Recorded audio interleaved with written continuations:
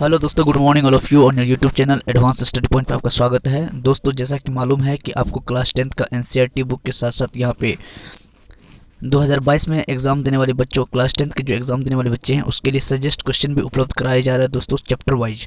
और मैं बता दूं कि अगर आप इस चैनल पे न्यू हैं तो प्लीज़ इस वीडियो को लास्ट तक देखिए। अगर आपको अच्छा लगे तब जाकर के आप इस चैनल को सब्सक्राइब कीजिएगा, क्योंकि इससे बहुत ज़्यादा हेल्प मिलने वाला है दोस्तों। अगर आप क्लास 10th के बच्चे हैं दोस्तों, अगर आपके संपर्क में कोई क्लास 10th का बच्चा है तो उनके लिए ये बहुत बेनिफिशियल वीडियो है दोस्तों। उनको ये वीडियो शेयर कर दीजिएगा ताकि उनके लिए मदद हो सके। तो दोस्तों, इससे पहले मैंने फिजिक्स का टोटल सब्जेक्टिव 2 नंबर्स वाले सारे क्वेश्चंस कर चुका हूं। अब मैं केमिस्ट्री का आज लेके आया हूं आपके सामने 4th चैप्टर, यानी कार्बन और उनके यौगिक। अब इसमें मैं सिर्फ सजेस्ट क्वेश्चन बताऊंगा दोस्तों। सजेस्ट क्वेश्चन को आप नोट डाउन करते जाएंगे, अगर होगा तो आप नोट डाउन क्वेश्चन के साथ साथ आंसर भी नीचे लिखते जाएंगे दोस्तों, ठीक है। तो यहाँ पे कुछ मैं सिलेक्ट करूँगा क्वेश्चन को जो वीवीआई क्वेश्चन होंगे, और कुछ मतलब सिलेक्ट से हटा दूंगा, यानी कहने का मतलब जो फालतू क्वेश्चन होगा उसको हटा देंगे, ठीक है। तो आप जो सिलेक्ट करूंगा उसी क्वेश्चंस को नोट डाउन कीजिएगा और उसी का आंसर याद कीजिएगा, क्योंकि उतना ही में से आपको सारे क्वेश्चंस रहेंगे दोस्तों। तो चलते हैं पहला क्वेश्चन पे। देखो, कार्बनिक यौगिकों के गुणों को लिखें। तो दोस्तों, बहुत इंपॉर्टेंट क्वेश्चन है, बहुत वीवीआई क्वेश्चन है। कार्बनिक यौगिक के गुणों को लिखें, तो आप इसको नोट डाउन कर लें और इसके गुण को भी क्वेश्चन कॉपी में लिख लें दोस्तों, और रट लें, क्योंकि कम समय में ये आपके लिए बहुत बेहतरीन काम करेगा और 90+ कोई नहीं रोक सकता है। क्योंकि मैं आपको सब्जेक्टिव के साथ अभी मैं 2 मार्क्स वाला कर रहा हूँ, फिर सब्जेक्टिव 5 मार्क्स वाला करूँगा। उसके बाद ये जैसे ही कंप्लीट होगा तो आपको फरवरी के फर्स्ट वीक में दोस्तों जितना भी ऑब्जेक्टिव क्वेश्चन है चैप्टर वाइज सारे रिविजन करवा दूंगा। ऐसा रिवीजन करवाऊंगा डिस्कशन के साथ कि आपको लगेगा कि मुझसे कोई भी क्वेश्चंस, एक भी क्वेश्चन नहीं छूटेगा। मैं इतना गारंटी के साथ कह रहा हूं दोस्तों। अब चलते हैं क्वेश्चन नंबर 2 पे। देखो, कार्बनिक यौगिकों की संख्या इतनी क्यों होती है? तो दोस्तों, इतनी क्यों होती है? क्योंकि इसमें श्रृंखलन का गुण पाया जाता है, इसीलिए इतनी ज़्यादा होती है। लगभग 10 लाख के करीब होती है कार्बनिक यौगिकों की संख्या दोस्तों। बहुत इंपॉर्टेंट क्वेश्चन है, इसको भी नोट डाउन कर लें, ठीक है। अब चलते हैं क्वेश्चन नंबर 3 पे। कार्बन के 4 यौगिकों का नाम लिखें। तो दोस्तों, ये कभी कभी पूछ देता है तो उतना ज़्यादा इंपॉर्टेंट क्वेश्चन नहीं है, फिर भी है, ठीक है। तो मोस्ट इंपॉर्टेंट नहीं कर सकते हैं, वीवीआई कर सकते हैं। तो इस 4 यौगिकों का नाम कभी भी कार्बनिक को पूछ देगा तो ये आप लिख सकते हैं, ठीक है, या कोई और भी लिख सकते हो, जैसे मीथेन, इथेन, प्रोपेन। अब क्वेश्चन नंबर 4 पे। कार्बनिक यौगिक के 3 रासायनिक गुणधर्मों का उपयुक्त रासायनिक अभिक्रिया के साथ उल्लेख कीजिए। तो दोस्तों, ये फालतू क्वेश्चन है, ये क्वेश्चन नहीं आती, इसको डायरेक्ट कट करें। चलते हैं क्वेश्चन नंबर 5 पे, ठीक है। कार्बन के 2 गुण धर्म कौन से हैं जिनके कारण हमारे चारों ओर कार्बनिक यौगिक की विशाल संख्या दिखाई पड़ती है? तो देखो दोस्तों, ये वेरी इंपॉर्टेंट क्वेश्चन है। कार्बन की चतुर्थ संयोजकता और श्रृंखलन 2 ऐसे गुण धर्म है, यानी ये दोनों गुण धर्म है जिसके कारण कार्बनों की संख्या बहुत ज़्यादा मिलती है दोस्तों। बहुत इंपॉर्टेंट क्वेश्चन। अब चलते हैं क्वेश्चन नंबर 6 पे। कार्बन के कितने अपर रूप होते हैं? इनके कौन कौन अधिक कठोर और कौन मुलायम होते हैं? दोस्तों, कार्बन के आप जानते ही हैं, कार्बन के 3 अपर रूप होते हैं, लेकिन यहाँ पे फिलहाल 2 ही अपर रूप दिया हुआ, ग्रेफाइट और हीरा को लेकर चल रहे हैं दोस्तों।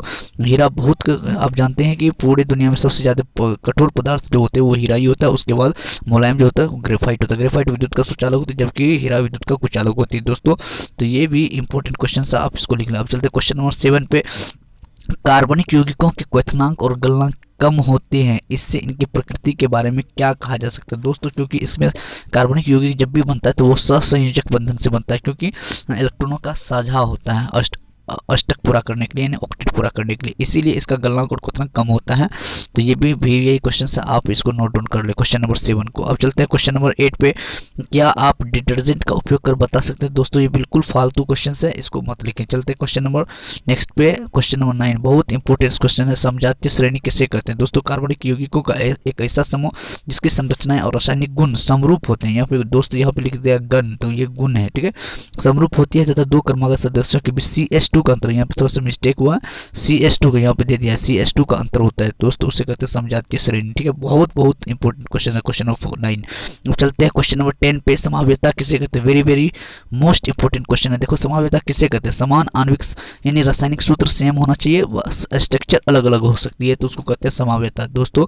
बहुत इंपॉर्टेंट क्वेश्चन है। तो इस तरीके से क्वेश्चन कभी कभी ऑब्जेक्टिव आ जाता है आपको नॉर्मल ब्यूटेन और आइसोब्यूटेन। ये देखो नॉर्मल ब्यूटेन और आइसोब्यूटेन ये दोनों आपस में रासायनिक सूत्र सेम होते हैं। यहाँ पे देखो नीचे में दे दिया रासायनिक सूत्र सेम होते हैं लेकिन स्ट्रक्चर अलग अलग होते हैं। ठीक है, रासायनिक सूत्र का मतलब कितना कार्बन मतलब कार्बन और हाइड्रोजन की संख्या दोनों में सेम होगा लेकिन स्ट्रक्चर यानी देखने में अलग होंगे तो उसको कहेंगे समवेत। बहुत बहुत इंपॉर्टेंट क्वेश्चन है समवेत, आप इसको भी नोट डाउन कर ले। Very very important most important question. अब चलते हैं क्वेश्चन नंबर नेक्स्ट 11 पे। एथनॉल के कुछ उपयोग को लिखे। तो बहुत बहुत इंपॉर्टेंट क्वेश्चन है दोस्तों, एथनॉल के उपयोग में आ जाता है।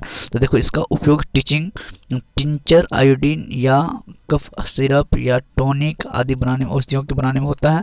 उसके बाद इसका उपयोग पानी, इसका उपयोग देखो यहाँ पे दे दिया है पानी के पीने में होता है। उसको तो शुद्ध एल्कोहल के रूप में घातक होता है, उपयोग घातक होता है। इस तरीके से इसका उपयोग दे दिया है एथनॉल का। तो दोस्तों अब चलते हैं क्वेश्चन नंबर 12 पे। सहसंयोजी आबंध किसे कहते हैं? दोस्तों ये भी बहुत इंपॉर्टेंट क्वेश्चन है। जैसे हम लोग जानते हैं कि रासायनिक बंधन दो टाइप का होता है, एक आयनिक बंधन होता है, एक सहसंयोजक बंधन। तो वही यहाँ पे बताया गया है कि सहसंयोजी आबंधन किसे कहते हैं। तो जब दो मतलब धातु अधातु के बीच, जब या अधातु अधातु के बीच, हमेशा ये अधातु अधातु के बीच होती है, यानी सहसंयोजक बंधन जब इलेक्ट्रॉनों से के शेयरिंग से बनता है, यानी इलेक्ट्रॉन के साझा करने से जो यौगिक बनती है तो उसको कहते हैं सहसंयोजक आबंध। ठीक है, अब चलते हैं क्वेश्चन नंबर, तो दोस्तों ये इंपॉर्टेंट क्वेश्चन है। ठीक है, तो ये भी लिख लें। अब चलते हैं क्वेश्चन नंबर 13 पे। डिटर्जेंट कठोर जल में झाग क्यों देता है? दोस्तों डिटर्जेंट कठोर जल में भी झाग दे देता है क्योंकि वहाँ पे साबुन के समान क्रिया करता है तथा झाग उत्पन्न करता है। तो ये भी थोड़ा सा इंपॉर्टेंट है, उतना ज़्यादा भी यही क्वेश्चन नहीं है। अब चलते हैं क्वेश्चन नंबर 14 पर। हाइड्रोजनीकरण क्या है? दोस्तों मोस्ट इंपॉर्टेंट क्वेश्चन है हाइड्रोजनीकरण, ये पूछता ही पूछता है। ठीक है, हाइड्रोजनीकरण तो मोस्ट इंपॉर्टेंट क्वेश्चन है, तो ये लिख लें। ठीक है, अब चलते हैं क्वेश्चन नंबर 15 पे। समावयवी क्या है? ये भी VVI most important, very very very to the power infinite कर सकते हो दोस्तों, तो इतना ज़्यादा इंपॉर्टेंट है। ठीक है, अब चलते हैं क्वेश्चन नंबर 16 पे। हीरा और ग्रेफाइट के गुणों में अंतर होने के क्या कारण है? दोस्तों ये उतना ज़्यादा इंपॉर्टेंट नहीं है, फिर भी मैं थोड़ा सा अपने शब्दों में बता देता हूँ। हीरा और ग्रेफाइट के गुणों में अंतर होने का क्या कारण? तो देखो दोस्तों हीरा जो है ना बहुत कठोर होती है जबकि ग्रेफाइट मुलायम होती है, और ग्रेफाइट में जो इसकी संरचना होती है मतलब चतुष्फलकीय होती है जबकि हीरा का षष्ठकोणीय होते हैं, जिस वजह से दोनों में क्या होती है, इसमें एक कार्बन इलेक्ट्रॉन फ्री रहती है जबकि हीरा में कार्बन इलेक्ट्रॉन फ्री नहीं रहती है, जिस वजह से ऐसा कारण होता है। ठीक है, अब चलते हैं क्वेश्चन नंबर 17 पे। सिरका क्या है? इसके उपयोग को लिखा है। दोस्तों नीचे में देखो सिरका एथनोइक अम्ल का तनुघोल है। एथनोइक अम्ल का तनुघोल है, इसमें अन्य पदार्थ जैसे एस्टर, शर्करा, जेक्स्ट्रीन आदि तथा अन्य अम्ल घुले होते हैं। सिरका का उपयोग सुगंध पैदा करने वाले पदार्थ और अचार आदि में परीक्षक के रूप में किया जाता है। दोस्तों उतना ज़्यादा इंपॉर्टेंट नहीं है, फिर भी थोड़ा सा इंपॉर्टेंट है, इसको भी लिख करके आप याद कर लें। ठीक है, अब चलते हैं क्वेश्चन नंबर 18 पे।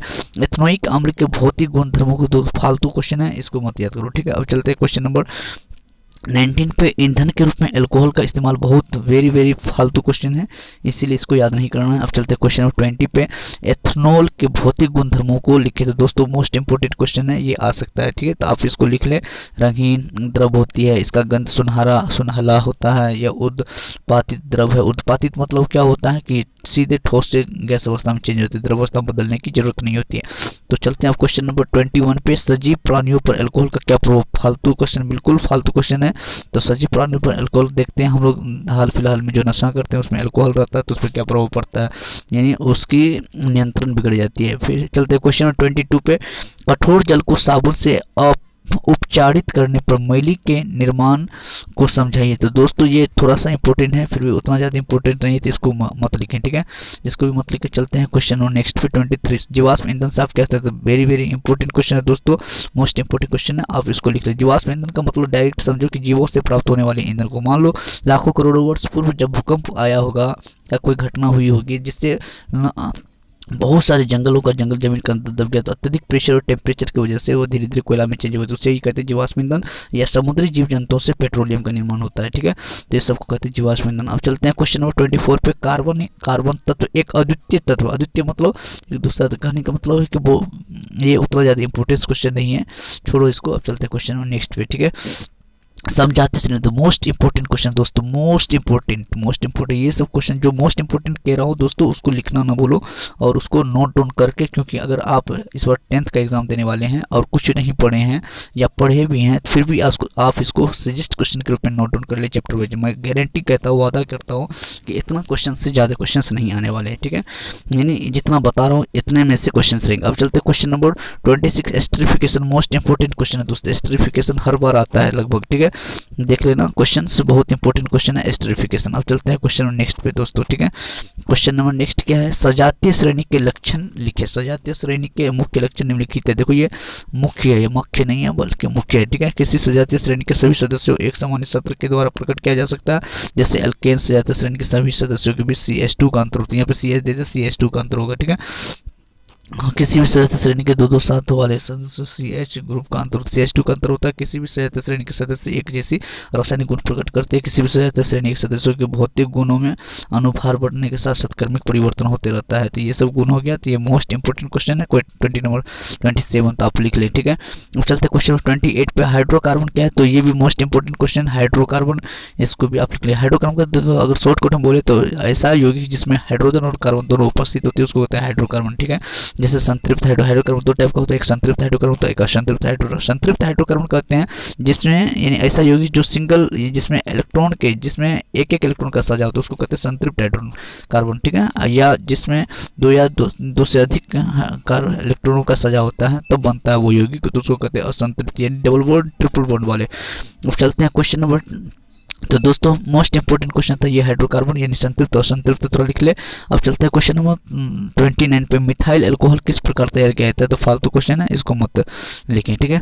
मिथाइल अल्कोहल किस प्रकार तैयार किए जाते हैं, तो ये फालतू है क्वेश्चन।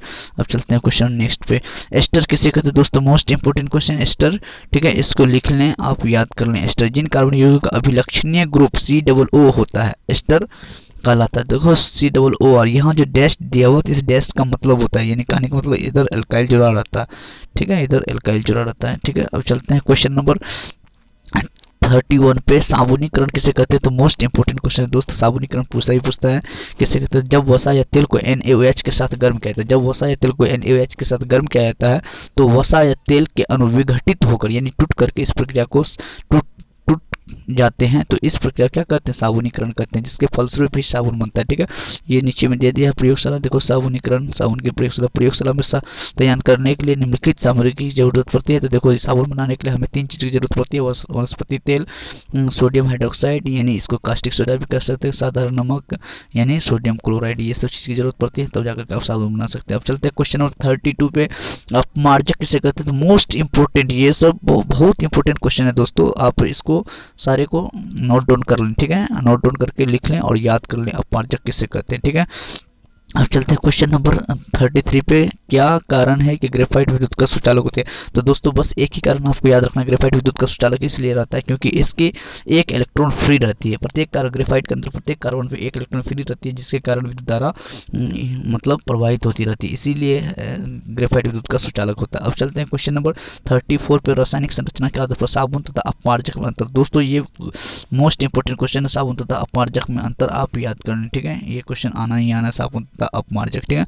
तो दोस्तों टोटल कितना क्वेश्चन हुआ आपको, 34 क्वेश्चन, और इसमें से बहुत सारे क्वेश्चन को हम क्या किए हैं, डिससेलेक्ट किए हैं, यानी फालतू को जो हटा दिए हैं, और जो मेन क्वेश्चन जो सेलेक्ट किए हैं आप उसको कंटेस्ट करके रट ले। अगर वीडियो दोस्तों अच्छा लगा हो तो प्लीज़ लाइक शेयर सब्सक्राइब जरूर कीजिएगा।